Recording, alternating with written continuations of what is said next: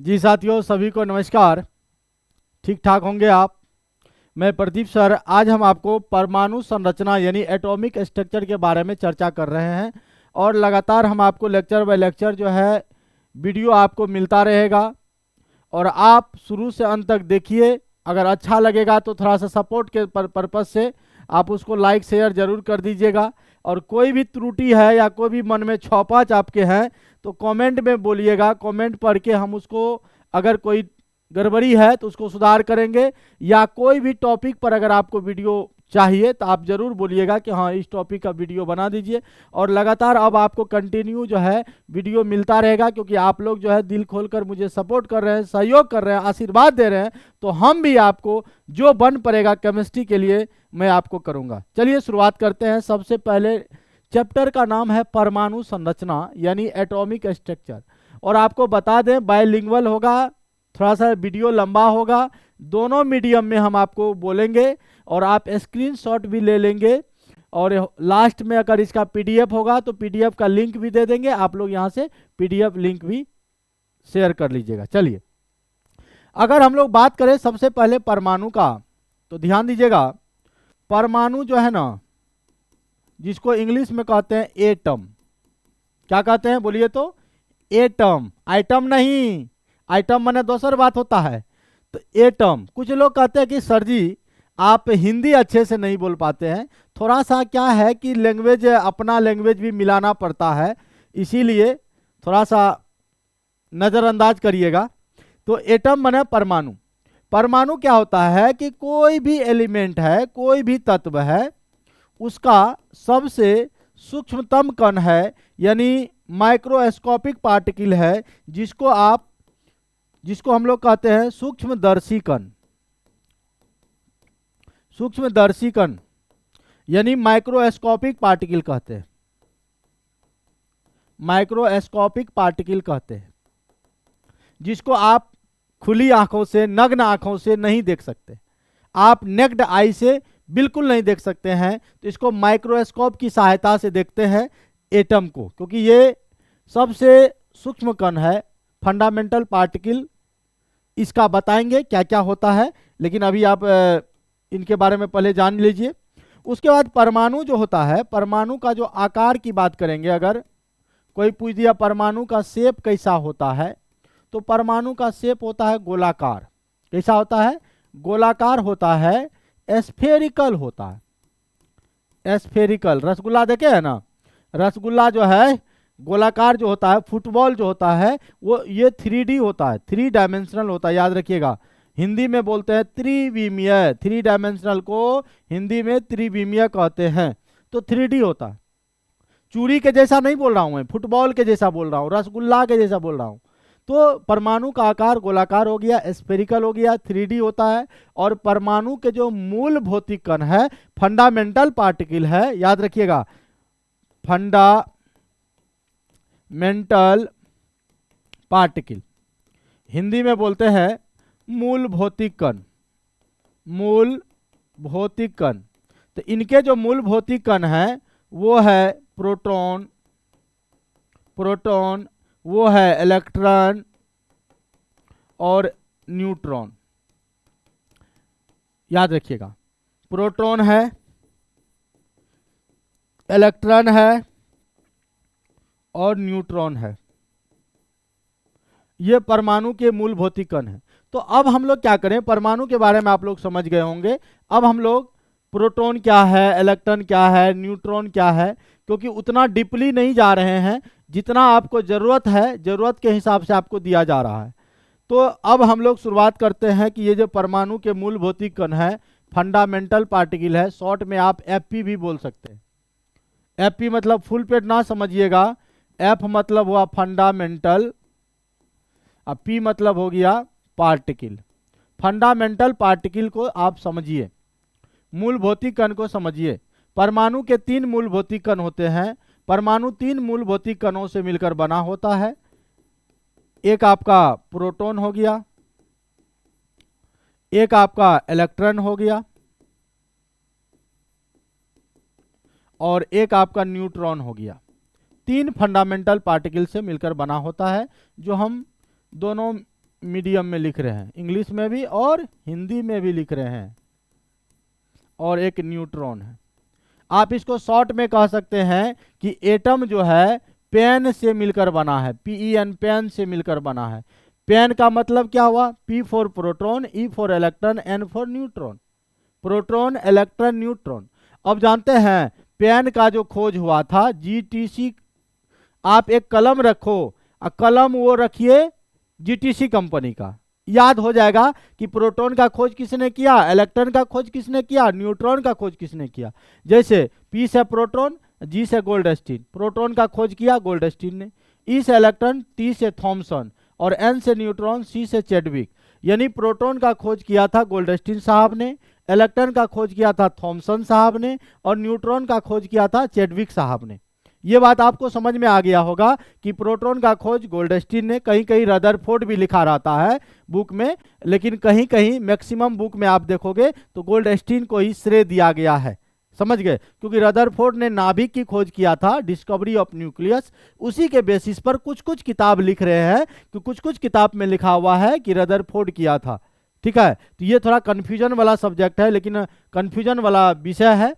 लेकिन हम जो जहाँ तक किताब में पढ़े हैं, गोल्डस्टीन को ही पढ़े हैं और रदरफोर्ड को भी पढ़े हैं मैक्सिमम टाइम, और गूगल बाबा से पूछे हैं तो गोल्डस्टीन बोले। चलिए, अब हम लोग एक एक करके पहले प्रोटॉन के बारे में जानेंगे, फिर इलेक्ट्रॉन के बारे में जानेंगे, फिर न्यूट्रॉन के बारे में जानेंगे। Proton, electron, neutron. आज की क्लास में हम आपको प्रोटॉन, इलेक्ट्रॉन, न्यूट्रॉन तीनों को कंप्लीट करने वाले हैं। तो चलिए शुरुआत करते हैं प्रोटॉन। तो आप लोग भी हेडिंग बना लीजिए, प्रोटॉन। प्रोटॉन, अगर कोई आपसे पूछेगा कि प्रोटॉन जो है, ओ 2 बार हिंदी में लिखना था, इंग्लिश में लिख दिए हैं। प्रोटॉन, प्रोटॉन का संकेत सबसे पहले जानो कि प्रोटॉन जो है ना धन आवेशित कण है। कौन आवेशित कण है? धन आवेशित कण है, यानी इंग्लिश में बोलेंगे पॉजिटिव चार्ज पार्टिकल है, पॉजिटिव चार्ज पार्टिकल है। उसके अलावे आप इसका संकेत आप बोल सकते हैं, सिंबल बोल सकते हैं कि इसको सिंबल के रूप में कैसे लिखा जाएगा। तो P फॉर प्रोटॉन, और इस पर पॉजिटिव चार्ज होता है तो P+ से आप सूचित करेंगे। कहीं भी P+ लिखा हुआ दिखेगा, आप उसको कहिएगा ये तो प्रोटॉन है। उसके बाद इनके खोजकर्ता को आप जानिए कि इनके जो खोजकर्ता है, डिस्कवर किसने किया था, तो वो है गोल्डस्टीन साहब ने। और गोल्डस्टीन साहब कब किए? 1886 ईस्वी में जो है इसके डिस्कवरी हुआ था, प्रोटॉन का डिस्कवरी हुआ था। और प्रोटॉन का भी एनोड किरण भी नाम है, याद रखिएगा, एनोड किरण भी नाम है इसका दूसरा कोई नाम पूछेगा तो एनोड रेज बोलिएगा, एनोड रेज। और प्रोटॉन के आवेश को जानिए, प्रोटॉन का जो आवेश होता है, चार्ज जो होता है, वो चार्ज होता है +1.6 × 10⁻⁻19 कूलम। ये प्रोटॉन का आवेश हो गया। अगर द्रव्यमान के बारे में कोई आपसे पूछेगा कि द्रव्यमान यानी मास कितना होता है, तो आप मास के बारे में बोलिएगा 1.675 × 10⁻⁻27 kg। ये हो गया प्रोटॉन का द्रव्यमान। तो इतना बात आप प्रोटॉन से रिलेटेड आप याद रखेंगे कि प्रोटॉन का P+ से संकेत है। गोल्डस्टीन साहब ने खोजा था, 1886 ईस्वी में खोजा है। और ये कहाँ रहता है? तो जब आप परमाणु का संरचना देखेंगे, परमाणु की संरचना देखेंगे, तो परमाणु का जो मिडल भाग होता है, मध्य भाग होता है, उसको नाभिक कहते हैं। और नाभिक के चारों ओर वृत्ताकार इस तरह का रास्ता है, पथ है, जिसको हम लोग कक्षा कहते हैं, ऑर्बिट कहते हैं। तो ये हमारा नाभिक हो गया, नाभिक यानी न्यूक्लियस हो गया। और न्यूक्लियस में हम लोग जानते हैं कि न्यूट्रॉन और प्रोटॉन रहता है। तो प्रोटॉन जो है न्यूक्लियस में रहता है, नाभिक में रहता है, सेंटर में रहता है। ये बात आप याद रखेंगे। अब आइए प्रोटॉन के बारे में अगर आप हो गया तो आप स्क्रीनशॉट लेना चाहेंगे ले लीजिए, लिखना चाहेंगे आप अच्छे से लिख लीजिए। अब आगे बढ़ते हैं इलेक्ट्रॉन के बारे में, फिर न्यूट्रॉन के बारे में, फिर चलेगा रिपीट एंड फायर। तेजी से हम क्वेश्चन करेंगे, आपको आंसर देना है कमेंट के रूप में, क्योंकि आप फेस टू फेस तो दे नहीं सकते हो, है कि नहीं है। चलिए अब लेकर चलते हैं हम आपको इलेक्ट्रॉन की दुनिया में। तो हेडिंग आप लोग भी बना लीजिए, इलेक्ट्रॉन। तो इलेक्ट्रॉन जो है ऋण आवेशित कण है। कैसा कण है? तो ऋण आवेशित कण है, निगेटिव चार्ज पार्टिकल है, निगेटिव चार्ज पार्टिकल है।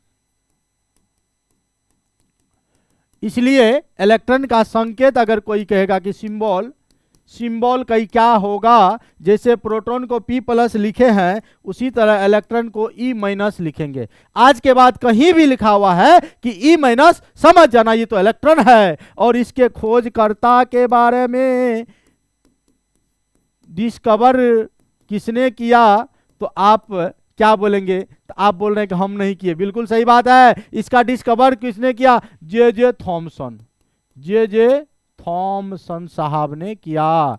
जे थॉमसन साहब ने।